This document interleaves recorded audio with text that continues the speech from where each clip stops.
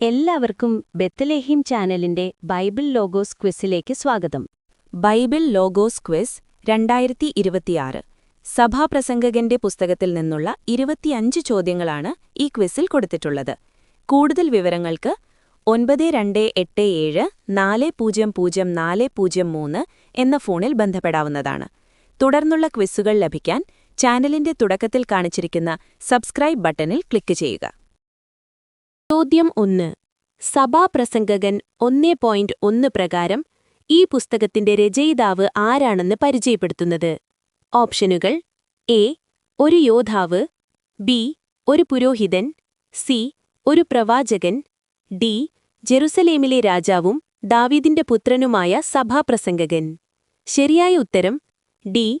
ജെറുസലേമിലെ രാജാവും ദാവീദിന്റെ പുത്രനുമായ സഭാപ്രസംഗകൻ. ചോദ്യം 2. സഭാപ്രസംഗകൻ 1.4 പറയുന്നത് തലമുറകൾ വരുന്നു പോകുന്നു, എന്നാൽ എന്താണ് എന്നേക്കും നിലനിൽക്കുന്നത്? ഓപ്ഷനുകൾ: എ. ഭൂമി, ബി. ദൈവത്തിന്റെ വചനം, സി. സമുദ്രം, ഡി. മനുഷ്യന്റെ പേര്. ശരിയായ ഉത്തരം എ. ഭൂമി. ചോദ്യം 3. സൂര്യൻ അസ്തമിച്ച് എവിടേക്കാണ് വേഗം തിരിച്ചെത്തുന്നത്? സഭാപ്രസംഗകൻ 1.5. ഓപ്ഷനുകൾ: എ. അതിന്റെ ഭ്രമണപഥത്തിലേക്ക്, ബി. പടിഞ്ഞാറ് ദിക്കിലേക്ക്, സി. ഉദിച്ചിടത്തേക്ക് തന്നെ, ഡി. കിഴക്ക് ദിക്കിലേക്ക്. ശരിയായ ഉത്തരം സി. ഉദിച്ചിടത്തേക്ക് തന്നെ. ചോദ്യം 4. സഭാപ്രസംഗകൻ 1.6 കാറ്റിന്റെ ചലനത്തെ എങ്ങനെ വിവരിക്കുന്നു? ഓപ്ഷനുകൾ: എ. അത് ശക്തി കൂട്ടുന്നു, ബി. അത് ചുറ്റിക്കറങ്ങിക്കൊണ്ടേയിരിക്കുന്നു, സി. അത് അപ്രത്യക്ഷമാകുന്നു, ഡി. അത് നേരെ ഒഴുകുന്നു. ശരിയായ ഉത്തരം ബി. അത് ചുറ്റിക്കറങ്ങിക്കൊണ്ടേയിരിക്കുന്നു. ചോദ്യം 5. സഭാപ്രസംഗകൻ 1.8 സൂര്യന് താഴെയുള്ള എല്ലാ കാര്യങ്ങളും മനുഷ്യന് എങ്ങനെ തോന്നുന്നുവെന്നാണ്? ഓപ്ഷനുകൾ: എ. നിത്യവും മാറ്റമില്ലാത്തതും, ബി. രസകരവും ആകർഷകവും, സി. ക്ലേശഭൂയിഷ്ഠവും വിവരിക്കാനാവാത്തതും, ഡി. ലഘുവും നിസ്സാരവും. ശരിയായ ഉത്തരം സി. ക്ലേശഭൂയിഷ്ഠവും വിവരിക്കാനാവാത്തതും. ചോദ്യം 6. സൂര്യനു കീഴെ എന്താണ് പുതുതായുള്ളത്?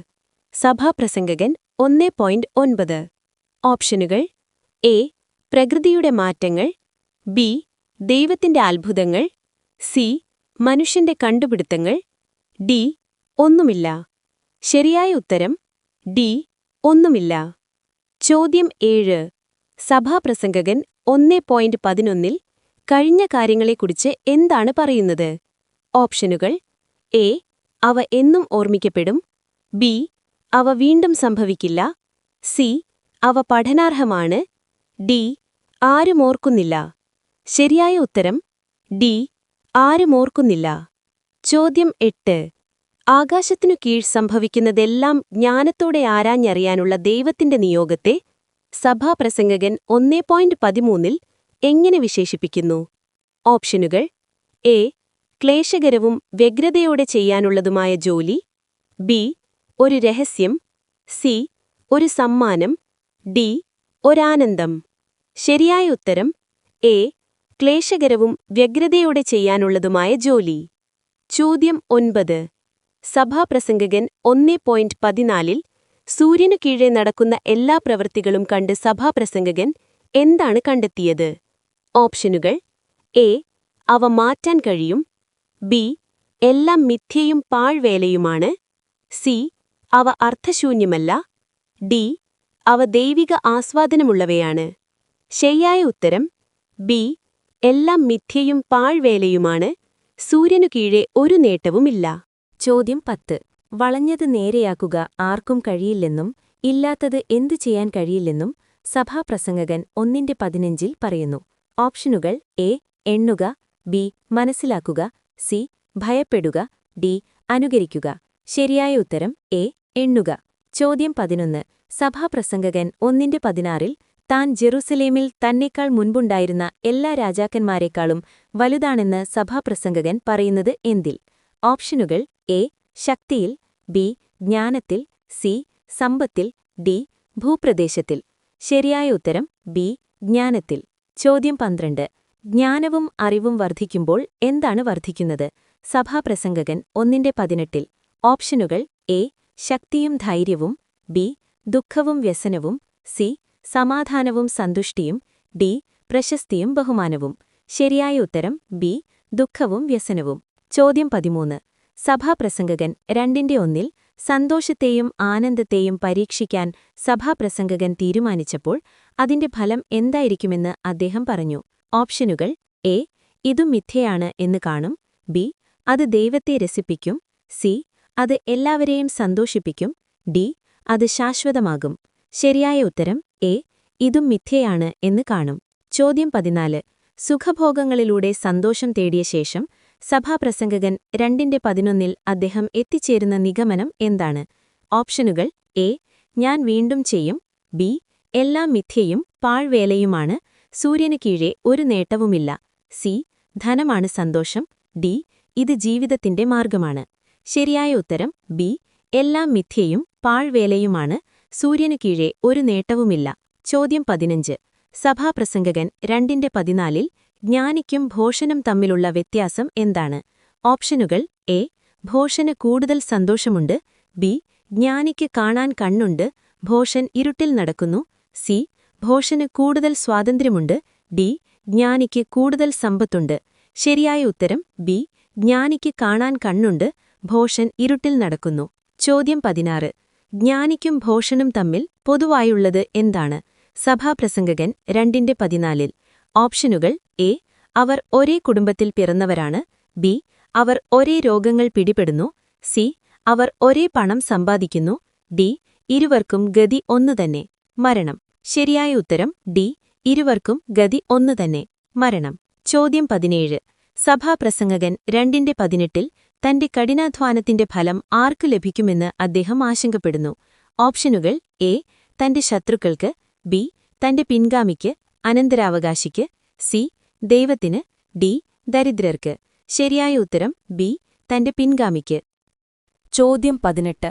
സഭാപ്രസംഗകൻ 2:24 മനുഷ്യന് ചെയ്യാൻ കഴിയുന്ന ഏറ്റവും നല്ല കാര്യം എന്താണ്?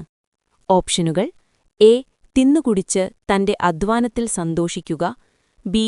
ജ്ഞാനം തേടുക, സി. ധനം സമ്പാദിക്കുക, ഡി. പേര് നേടുക. ശരിയായ ഉത്തരം എ. തിന്നുകുടിച്ച് തന്റെ അധ്വാനത്തിൽ സന്തോഷിക്കുക. ചോദ്യം 19. ഈ സന്തോഷം എവിടെ നിന്നാണ് വരുന്നത്? സഭാപ്രസംഗകൻ 2:24 ഓപ്ഷനുകൾ: എ. ദൈവത്തിന്റെ കയ്യിൽ നിന്ന്, ബി. ഭാഗ്യത്തിൽ നിന്ന്, സി. പണത്തിൽ നിന്ന്, ഡി. മനുഷ്യന്റെ ശ്രമത്തിൽ നിന്ന്. ശരിയായ ഉത്തരം എ. ദൈവത്തിന്റെ കയ്യിൽ നിന്ന്. ചോദ്യം 20.